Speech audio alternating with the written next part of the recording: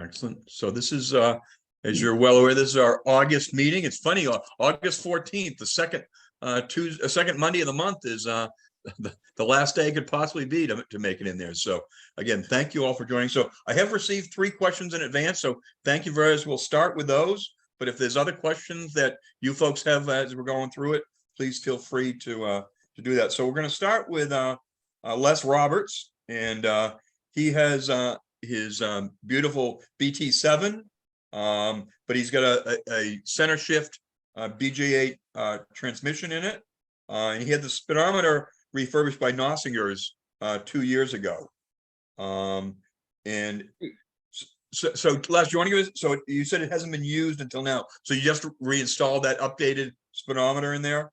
Correct. Yes, I had sent that off to them a couple of years ago, and I'd asked them to redo it, and I thought I had sent them a BT7 speedometer, but I just noticed recently when I was trying to investigate this problem after I sent the note to you, they seem to have returned me a BM4 BN6 speedometer.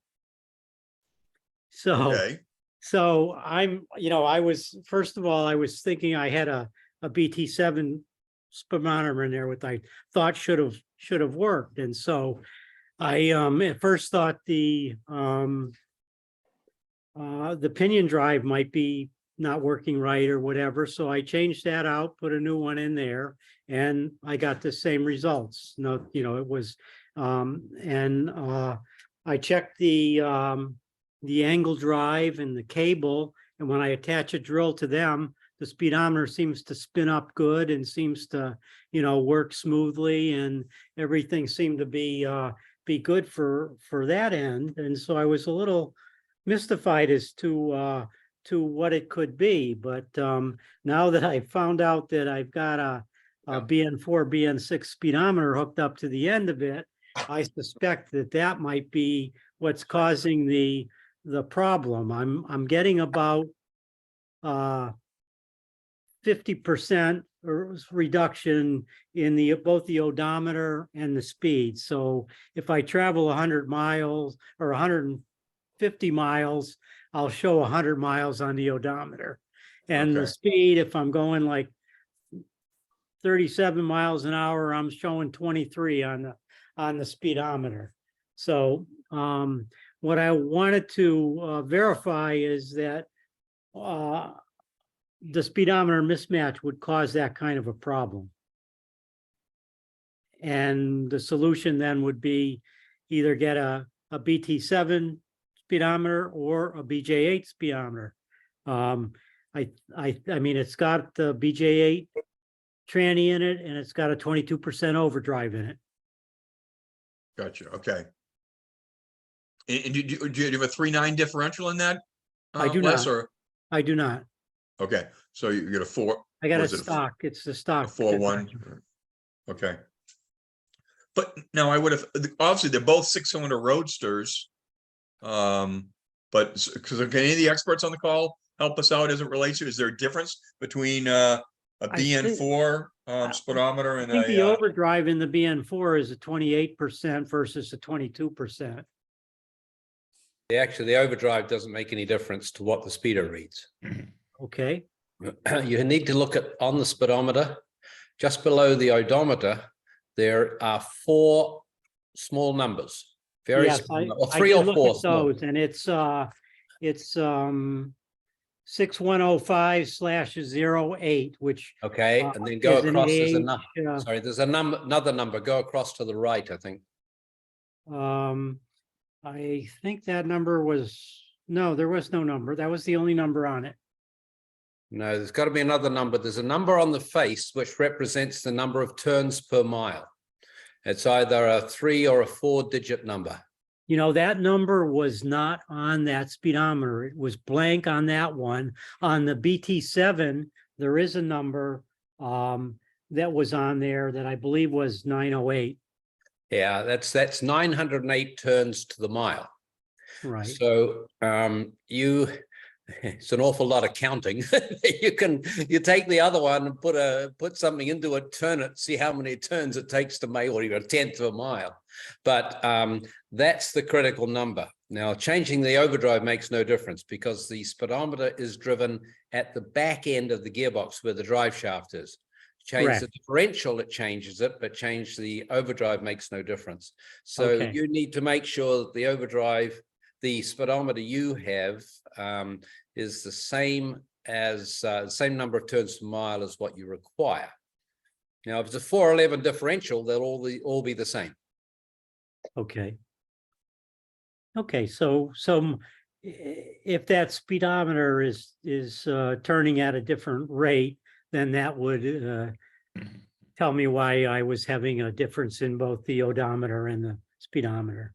Yeah, that's right. But 30% is an awful lot. And I don't think that would be caused by the turns per mile. What else could cause it? The other thing that I've struck that can cause the problem is slippage in the right angle drive. Although it may look like it's turning just fine, when it gets a little bit of load on it, sometimes it can slip because it's only a friction drive. And so the trick is to put something on it, hold on to the little piece of cable that's sticking out, and then see if you can turn the other end. And you may find that it turns reasonably freely. Okay. So, right. So it's actually slipping within the right angle drive. That's the only two things I've ever struck.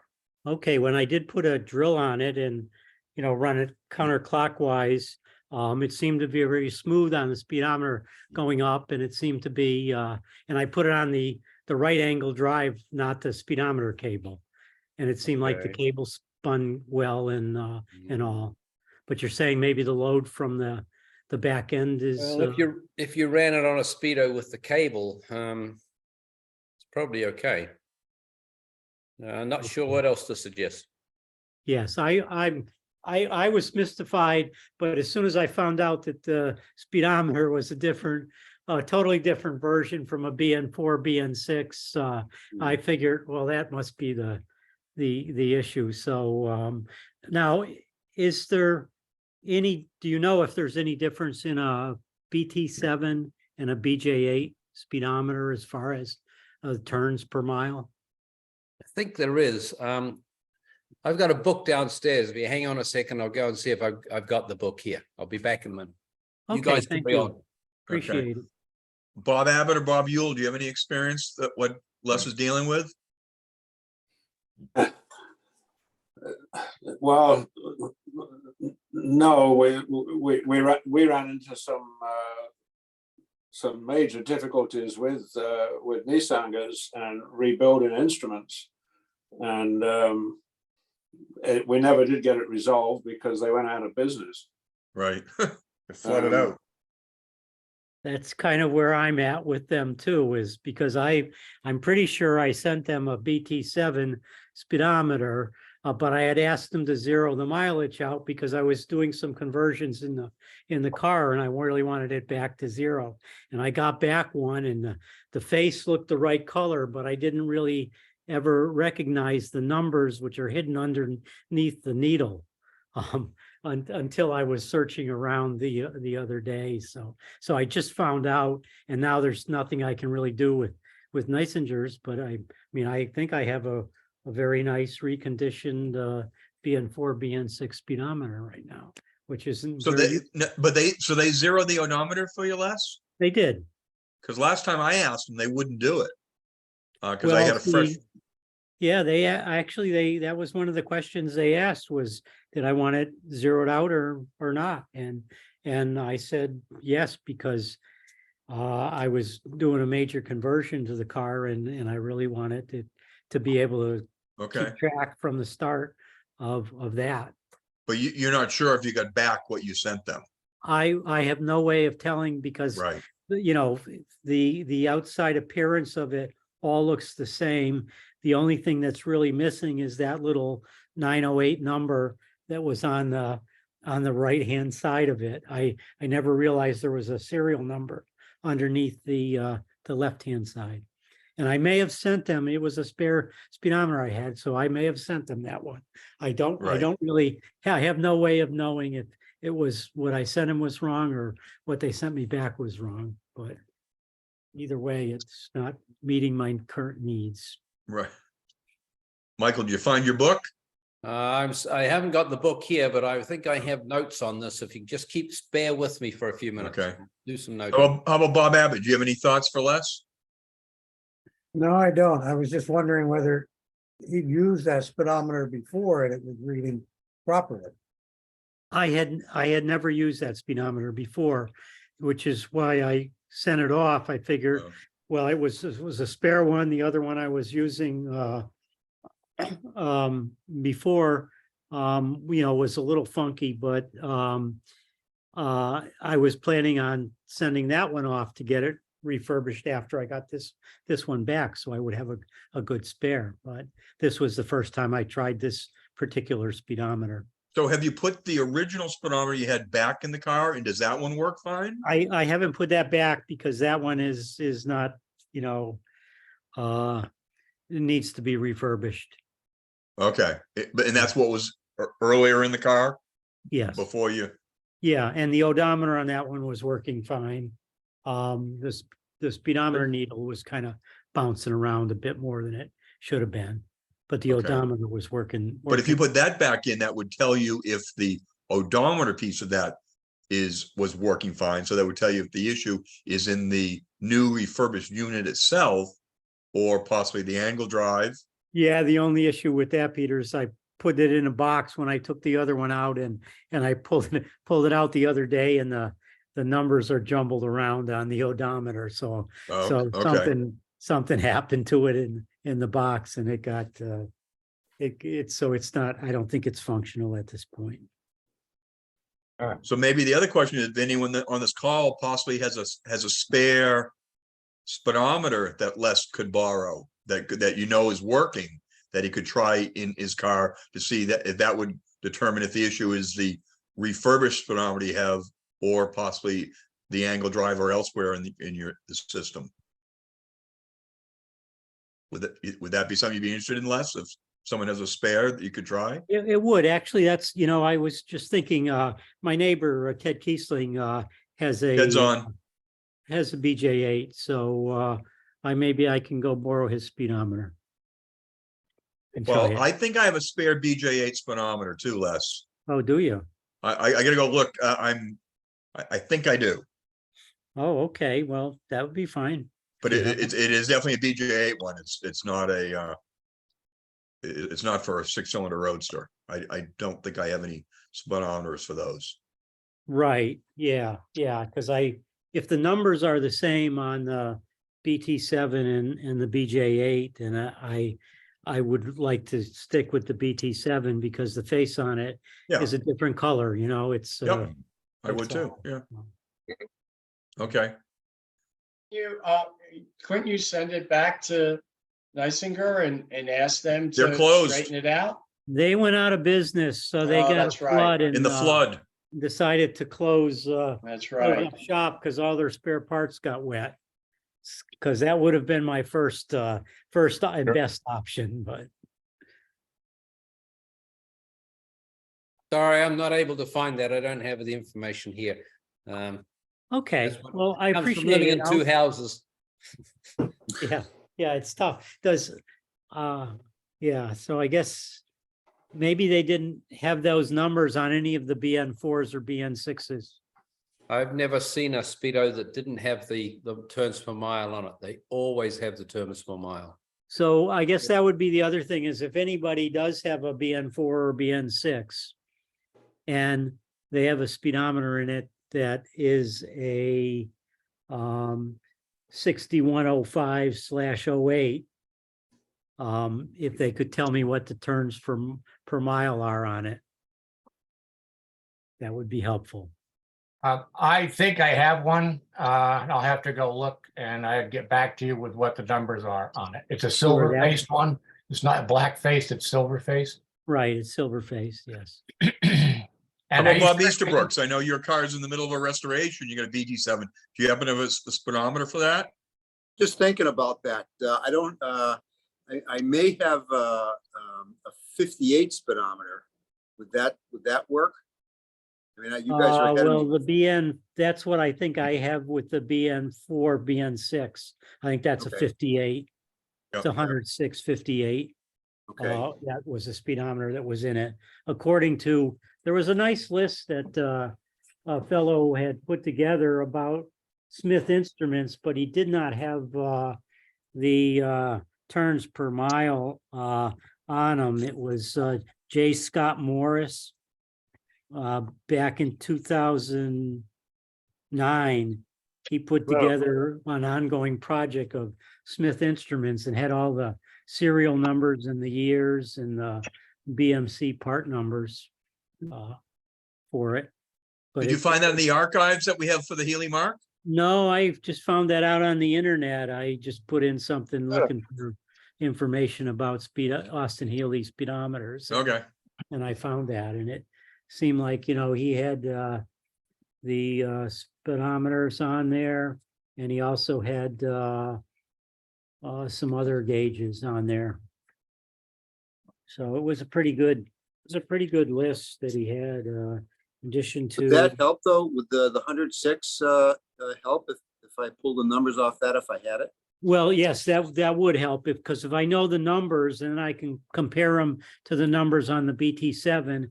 And if the math works out as to what I'm getting, then I'll know that's the problem and I can just replace the speedometer. So yes, that In one would of be two very, places. Let very me go out helpful. and see if I've got it here. If not, it's in another. Like you said, living in two houses can be an issue. I'll be right back. Living in one's tough. Okay, well, that's Les is the first time we've ever had this question asked in the 5+ years we've been doing this. So thanks for the question. Les, for what it's worth, Moss is listing 7 separate speedometers for the big Heelys. Right. And some all of them, different- I think All different part numbers. right, they are different part numbers and, there were a number of them that were listed on this list that I had. From the BN1 and 2, the 4s and the 6s, and then the BN7s and BT7s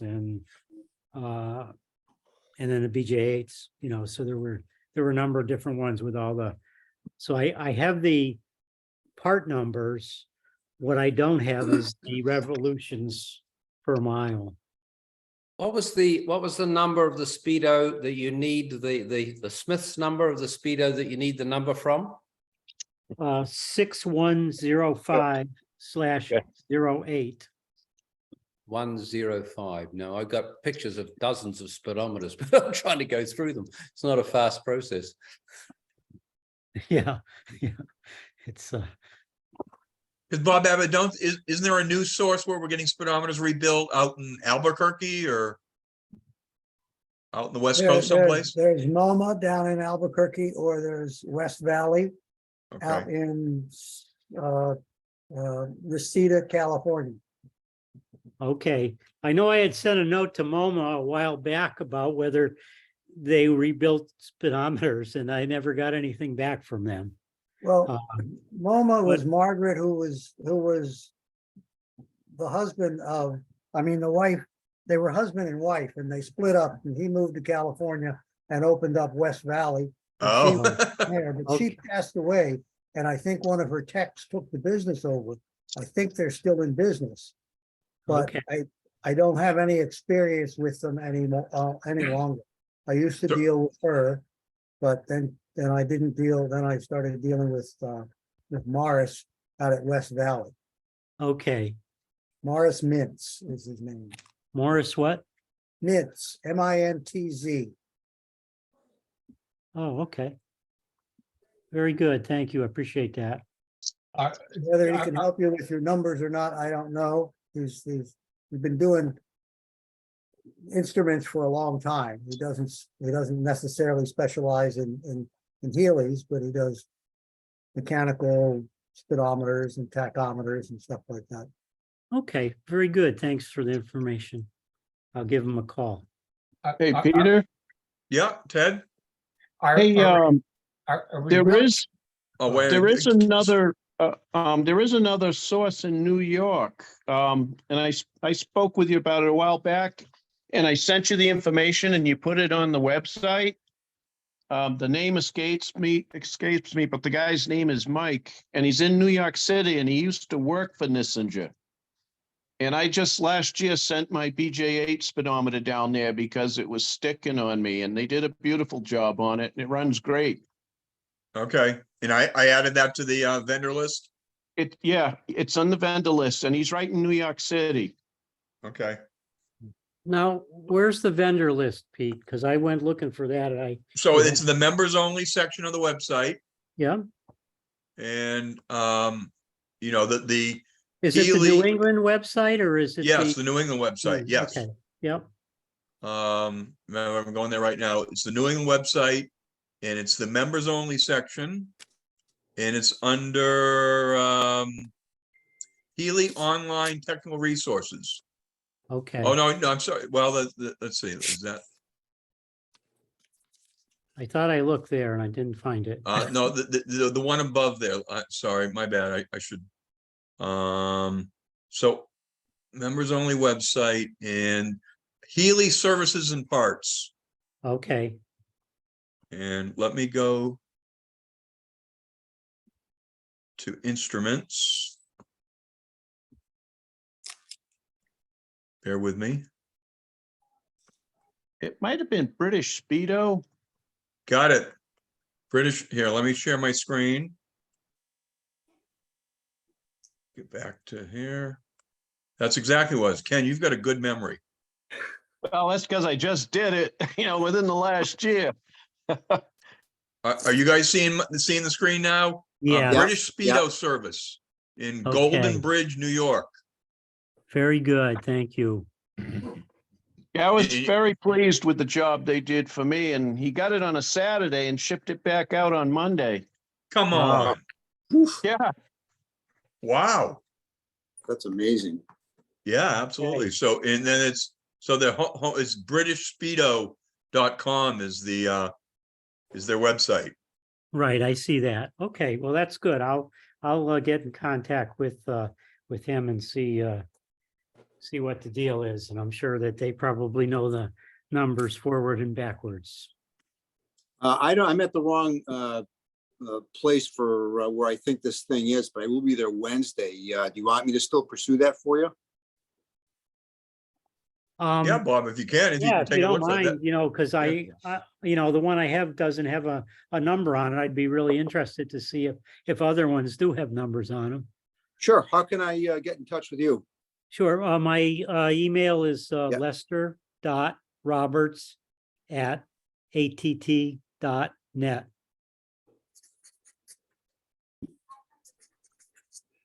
Lester Roberts? Lester.roberts@att.net. Okay.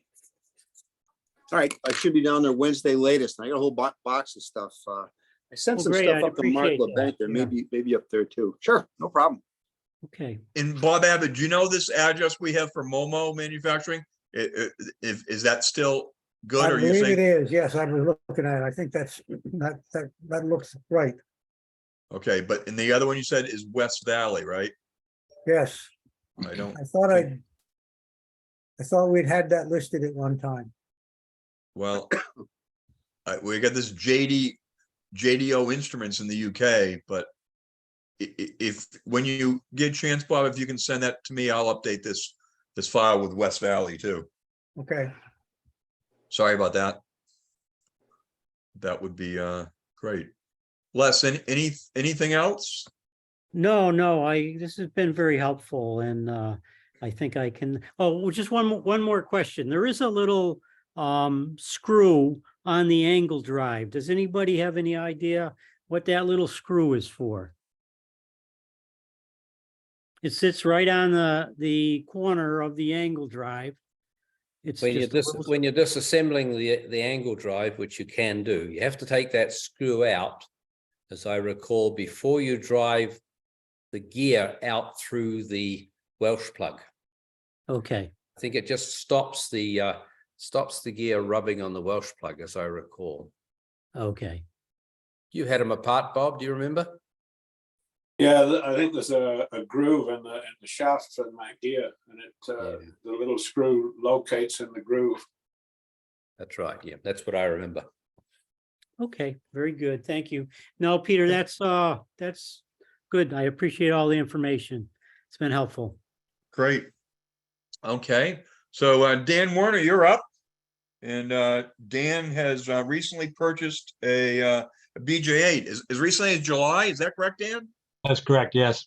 Okay. So I've been And, going, go ahead. No, go ahead. And you had a number of questions here. So why don't you summarize the things that are most important for you to discuss first, and then we can go from there. Okay. Right, so I'm kind of sorting through it, figure out what I need to do next. And so the rear shocks are leaking, fluid at the lever arms. And so this winter, I figure I'll send them out and get them rebuilt. And since the car has 72 spoke wires with 185 HR15s, my question is, should I do a regular rebuild or go with the heavy duty rebuild on the shocks? Simple question. Anybody have any thoughts? I've gone heavy duty in the past, Dan, but what's the price differential? I think it's like a few bucks, like $15 or something like that, a shock to put the different. So I don't know. For $15, I guess I'd go heavy duty. yeah, Well, I'm not sure. Is heavy duty, are they stiffer? Right. Does it explain what heavy duty is? well, I look on the Apple hydraulic site. They list the rebuild. I don't know. I don't recall the dollars, but was a standard rebuild was X dollars, and I think they said a 15% upper rate on the shock motion was a few bucks extra. So I didn't. Because you don't necessarily want stiffer shocks than the original. I don't want to take it away from Apple Hydraulics, but I would definitely suggest Peter Caldwell for shocks. In my experience, he does a much better job. Peter Yeah, Cole. I will just, I'll make a comment there also. Apple Hydraulics owes HCA a fair bit of money for funds never paid. Okay. And where do I find Peter Caldwell? Is he on the? It's Wide World Auto Parts, I think is the name of the company. Okay. They're in Wisconsin, as I recall. That he appears in lots of lists stuff. Their shock rebuilds are second to none in my experience. Okay. That's what I'm looking for. No, it's worldwide auto parts. No, I can confirm that the rebuilds are excellent, and if there is any problems, he stands behind them, no questions asked. So Well, that's good. You got two experts right there, Dan. So right. So is a standard rebuild, or is there something I should ask for other than that? If unless you're being seriously concours and you've got an early car which had slotted screws on the cover, just get their standard rebuild. But if you're really into concours, they will put slotted screws into the cover for you for no extra charge. this is a 65 BJ8, Michael. Right. They have Phillips head anyway. All right. Great. All right. Next one Dan, was just a thought. I've been running 72 spoke 185 70s since the 80s with the old shocks and then the rebuilt from the standard rebuilt. I never had a problem. I don't know what the heavy duty would be, but they still ride pretty much the way it is. I don't see a difference. I've never really had that experience, so can't help you. okay. No, that sounds good. Thanks, Thanks. Steve. Yep. Peter, I've got a phone number here for worldwide, Yep. area code 608 223 9400. Thanks, Ken. Thank You're you. welcome. All right. Next question I had is, what is the brake master cylinder originally? Is it a iron or is it aluminum casting? On a 65 BJ8. I think they're all iron, weren't they? Brake master cylinders are made of different materials. Anyone confirm that? They're all iron, weren't they? They were never aluminum, I don't think. I think I beg to differ on that. Really? I Okay. think Well, the original Girling BJ8 cylinders, although they were bigger, I believe they were aluminum. Is that right? Do you remember, Bob? I was going to say, I'm pretty sure they were all aluminum. okay. Well, So that's why they're experts and I'm a hack, Dan. yeah, I have a 65 another 65 BJ8 that I bought when I lived in Illinois in the mid 80s, which is probably somewhat better condition of the parts car, and it has an aluminum master cylinder, and that's why I asked the question. This one that I purchased has a cast iron, so it's like, okay, which one is the correct one? So that's So you have a parts car as well, Dan? yes, I do. Okay. Yeah. And is the parts car a runner or not? Well, it puked a water pump, so I was just going to run it just because I hadn't run it in a while, and so I was going to do that. And then that's another question. So does Michael Salter still rebuild the old water pumps? Yeah, I still rebuild water pumps. I'm running out of bearings, so the bearings for BJ8 pumps are getting really hard to find. Yeah. Okay. Well, that's why But I still have a few. Yeah. Okay. So anyway, that was the question, is whether they are aluminum or cast, because this other one has an aluminum one. But does it need to be rebuilt, or is the master cylinder working? Yeah, it is. It is. Okay. Both are. And So you're so not going to replace it just because it's cast iron and I was wrong. no. Good. Front stabilizer bar. Are the arms at their links supposed to be parallel to the ground? The rubber is a shot on the links, and the brackets, that bolt on the underside of the frame there. This So is the sway bar you're talking about. sway bar, yeah. So I was going to replace those, and the stabilizer bar almost hits and that's where the arms come up, I guess, as they go towards the lever arms. They're almost hitting the frame of the car. So do the links have to come more parallel? The arms come more parallel to the ground, or I don't know if this was put on correct when at some years ago. So I'm trying to figure out the correct position. Sorry. So they're facing up towards the frame of the car, Dan? They're facing, yes, as they go towards the rear of the car, they are probably 1.5 inches above parallel from the road. Does that make sense? Hang on. You're talking about the arms of the stabilizer bar itself, Yes. where they go back. But obviously it's going to depend where the suspension is, right? I'm sorry, what? It's going to depend where the suspension is. In the normal ride position, the bar is pretty parallel to the ground in the normal ride position. Right.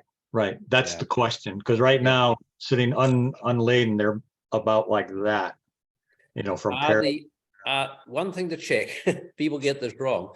Are the brackets on the A-arm on the correct sides? Okay. People put them on the wrong sides, and that makes things really screwy. Steve Jacobian shaking his head yes.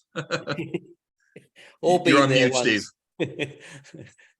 So Yeah, you I've seen it many times that way, Michael. You're right. You got to make sure that the brackets on the A-arms are on the correct sides. If they're on the wrong sides, it really screws up the geometry. So what do you mean by the correct side? The front side? No. They're not symmetrical left and right.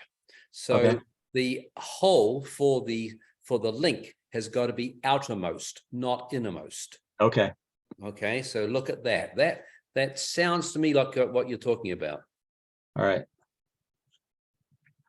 Okay, good. It would be better, Dan, to look at another car. Yeah.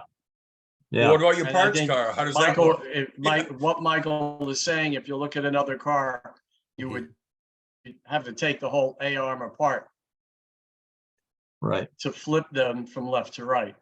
Yeah. Right. Don't take the And bolts be out. careful of Just doing don't that, take the bolts because out. now you right? have to make sure you do it correctly. Yeah. You You just can do can't one. undo the plate, the 4 bolts, because then the spring wants to come loose. You can do one bolt at a time. You take off one, swing the arm out, put the bolt back in. It's a bit of a process, but you can do it without taking the spring out. Yeah, I'm Right. just trying to say, you got to be careful. We just Don't- can't go don't kill crazy in yourself. there, because Yeah, don't kill that yourself. spring wants like to you come on out me. if you're not doing it correctly. So Okay. All right. I will be careful. Well, how's it on your parts card? Is that correct? I can't tell. I mean, it's all the bushings are shot and it's just kind of hanging there. So I had, Okay. yeah, no reference. Okay. Do you have a parts book? I do. I do not have a parts book. You have a workshop manual, factory Yes. one? Yes. Factory one shows you a good picture. Okay. All right.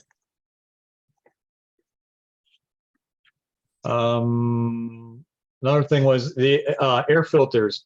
What do you guys do for method of re-oiling those? And what do you use?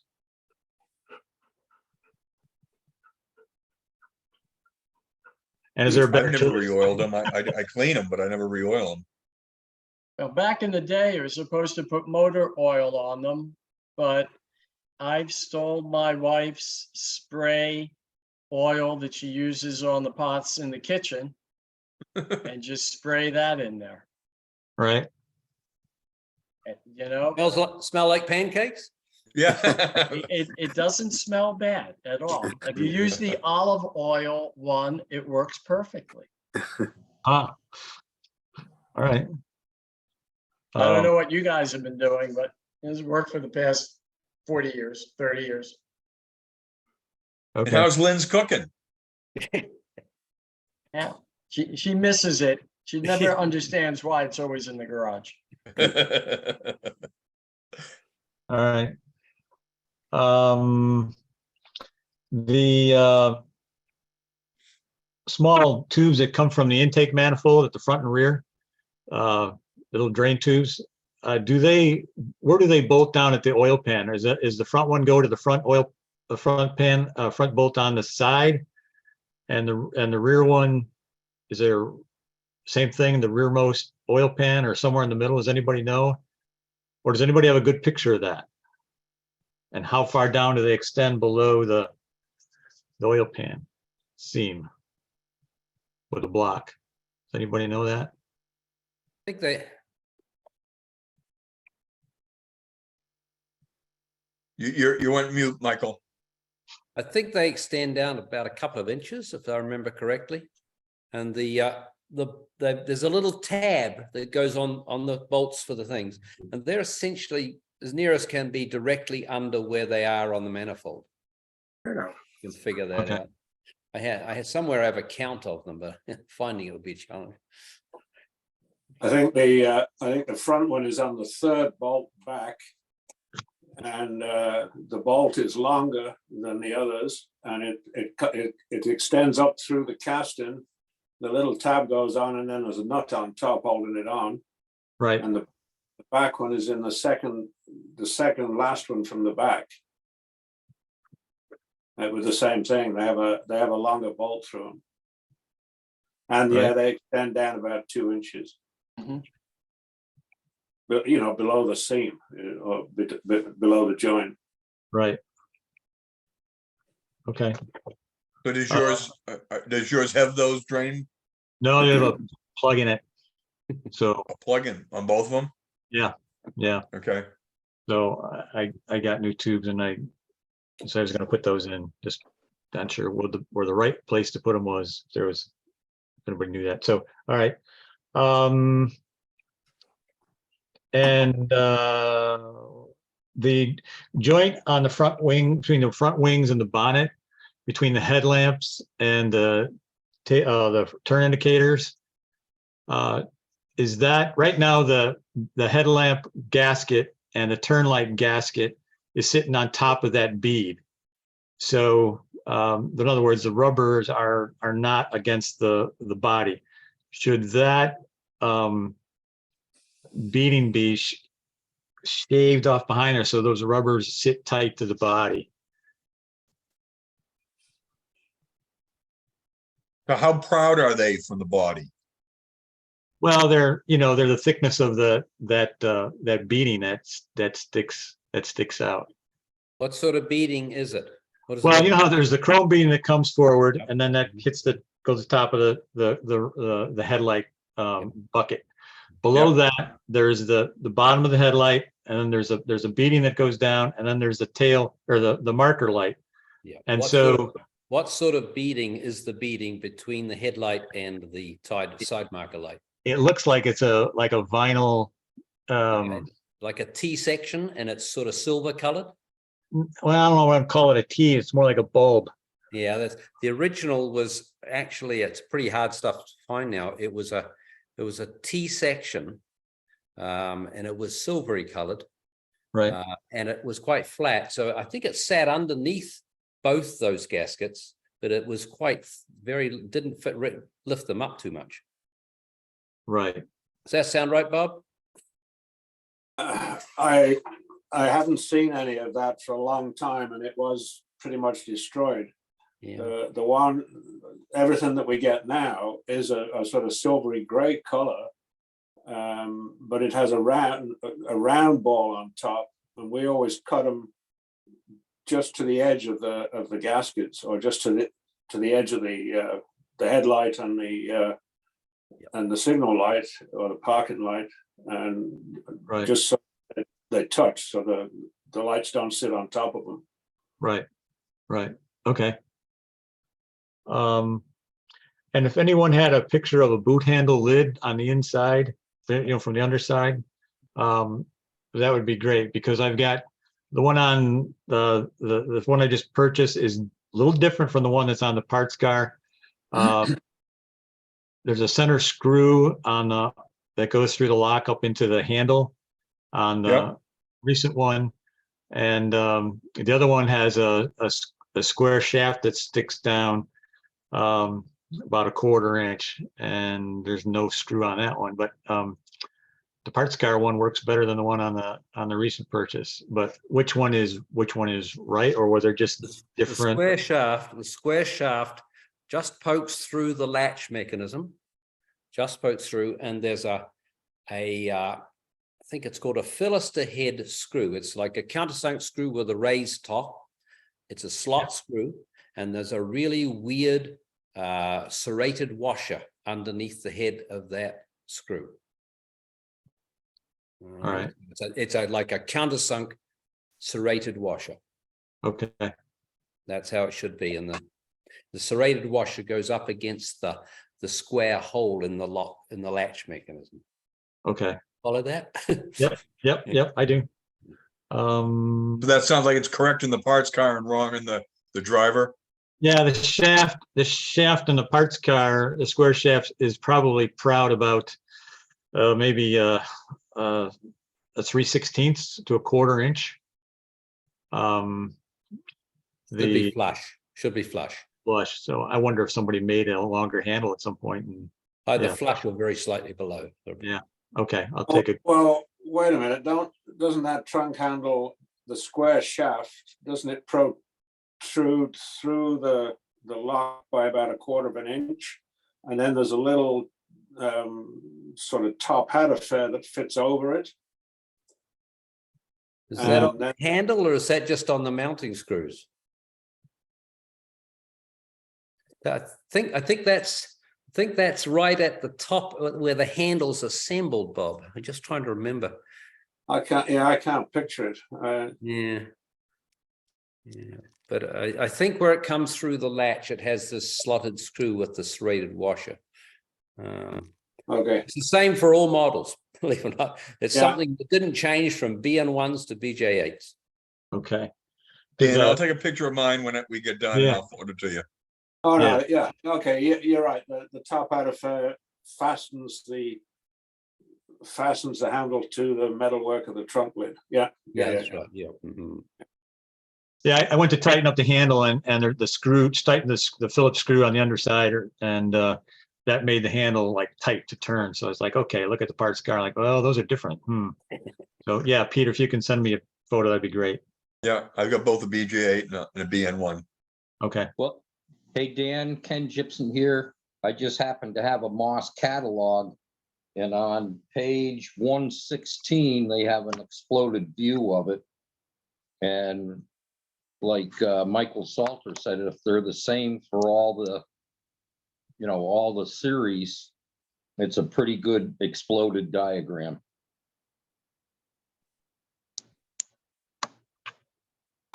Yeah. I don't see the, okay. It's under rear body fittings.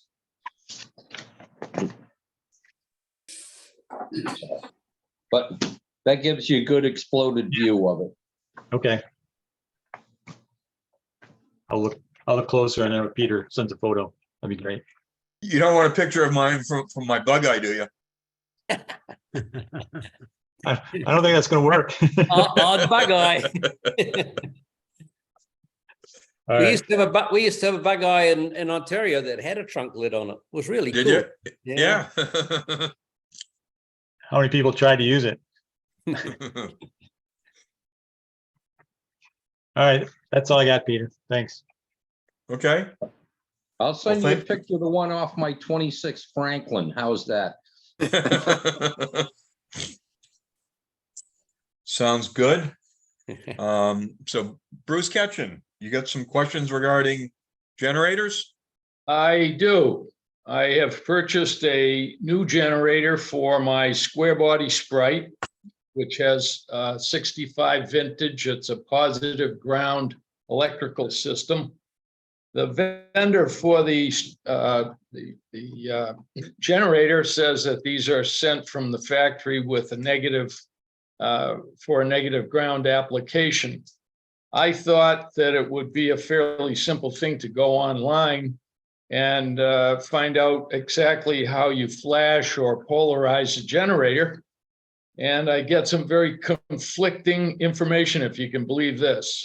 Some people say you flash the dynamo or the A terminal, the armature terminal, and people say absolutely do not flash the field terminal or you'll ruin everything.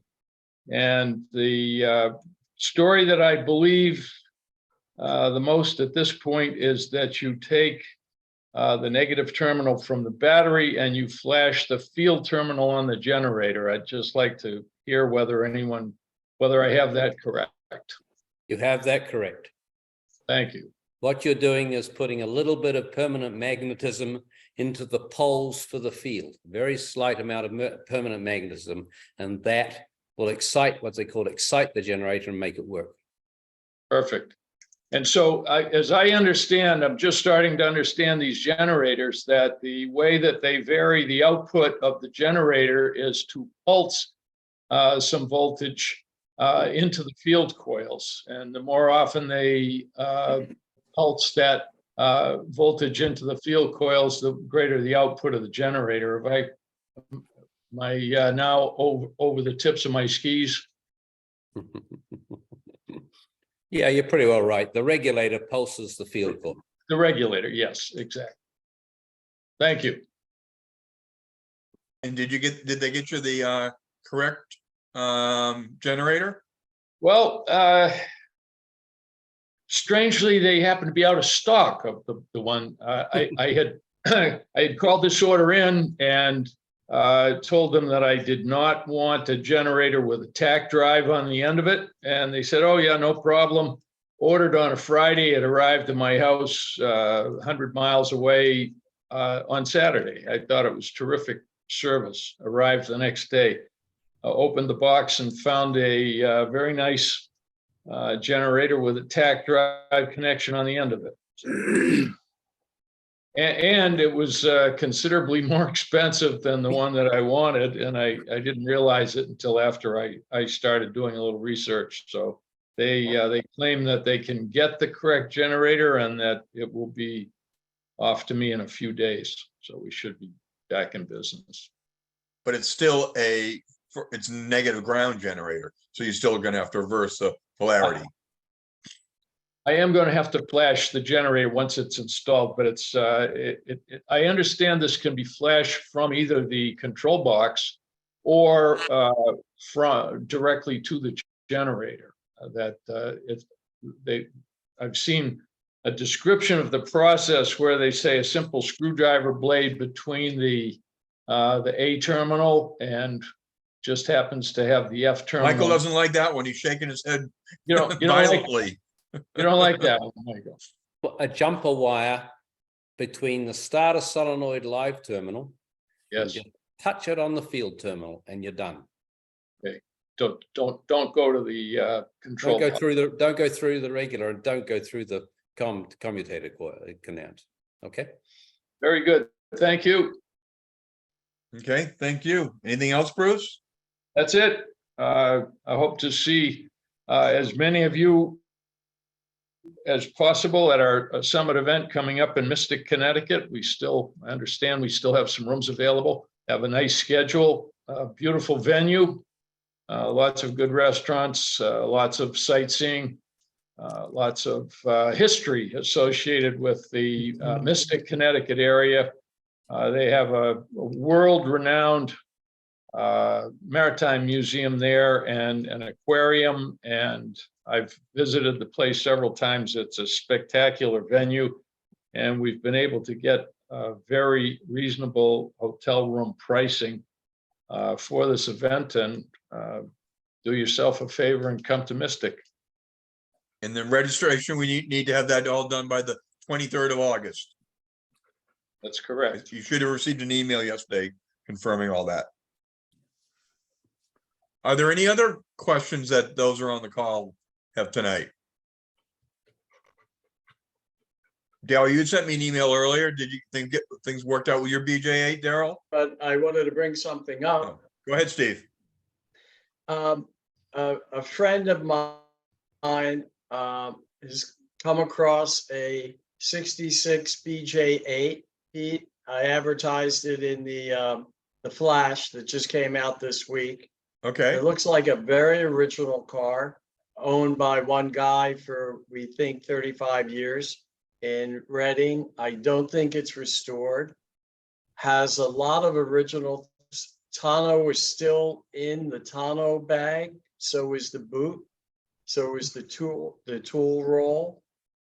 Jack bull strap is in place. I don't think it's been touched. I think it's been resprayed. A very nice looking car. And if anyone's interested, Pete has the information in the Austin-Healey Sports and Touring Flash magazine. He could send that out to you guys if you know anyone that is interested. It is in New Jersey. What color is it, Steve? It's British Racing Green. Okay. It was in Reading, Pennsylvania, but the owner was not a member of AHCA or Austin-Healey Sports and Touring.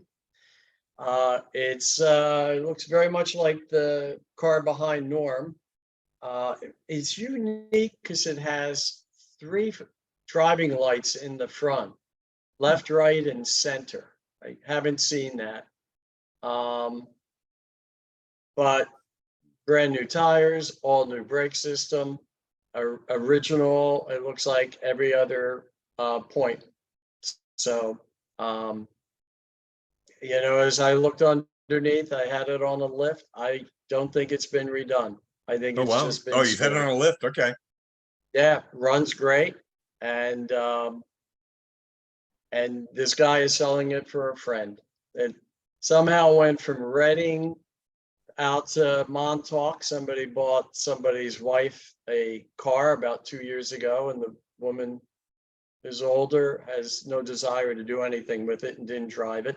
And this guy is just helping her get rid of it. Did you know what she's asking for it? Well, this guy is starting at 65. I think it's more probably a mid-50s car. I tried to explain that to him, but people think they could start high and go down. But it's definitely worth a look if somebody is chasing down a Healey. Okay, great. Like I met a guy Saturday who was looking for a BJ8. You might want to send him the flash. It has my contact info in it. And, Okay. it's very nicely done. And again, Michael, I wish you could come and look at it. To me, it looks like it hasn't been taken apart, Well, but you never know. It is 60 years old, just like mine. So. okay. Hey, Peter, I have I think a quick question. Go ahead, Ted. I've got I suppose an electrical problem. When I start my 100 up, it's got electronic ignition, but when I start it up, it runs on 2 cylinders. And after a few seconds, a third cylinder will kick in. And then another few seconds, the fourth cylinder will click in. So I'm working on the assumption that it's got to be the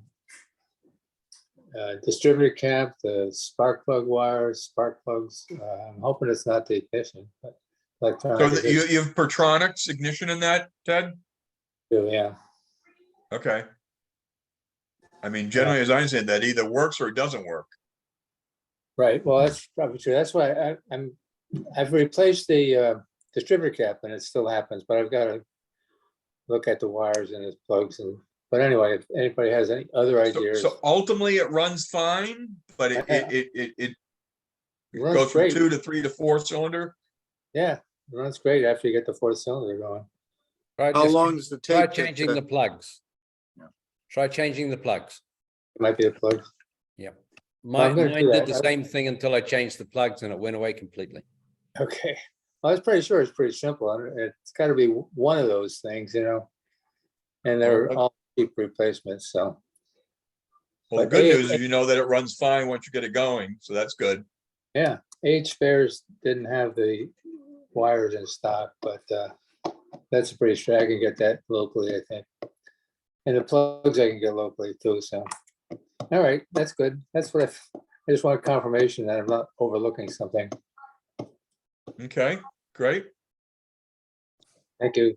Thanks, Ted.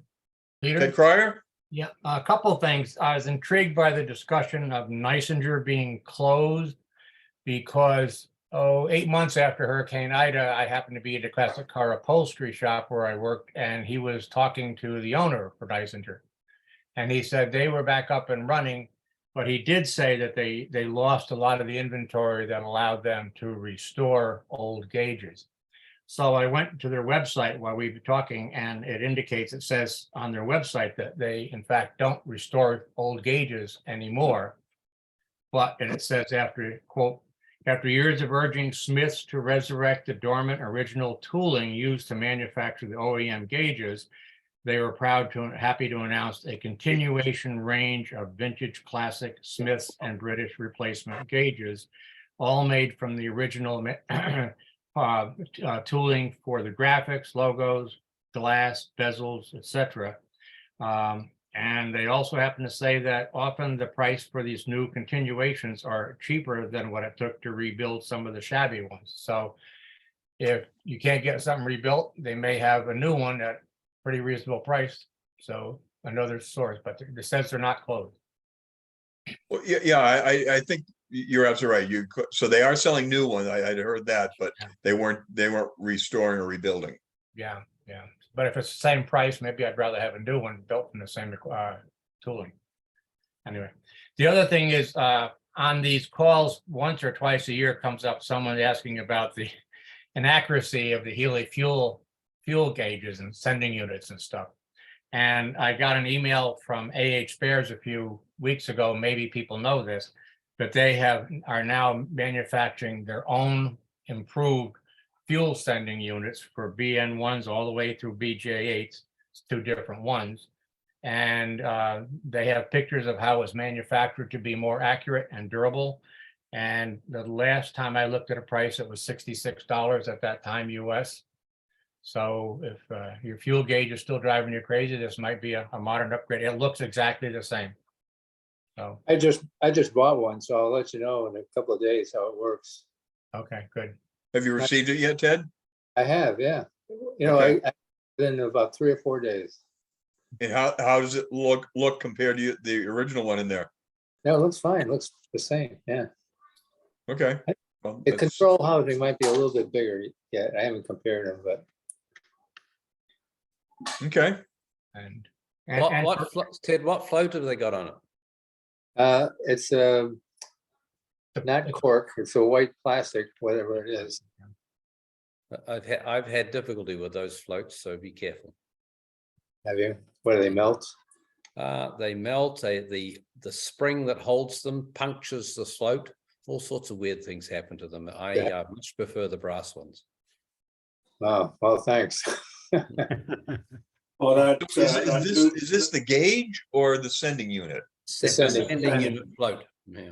Gotcha. that new sending unit from AH Spares, they have taken the wire and they've curled the end up away from the float, so that it won't puncture the float anymore. Good. That's a start. We used to buy those senders, and the first thing we did was take the float off and bend the wire away from it, and then put the float back in, because they routinely punctured them.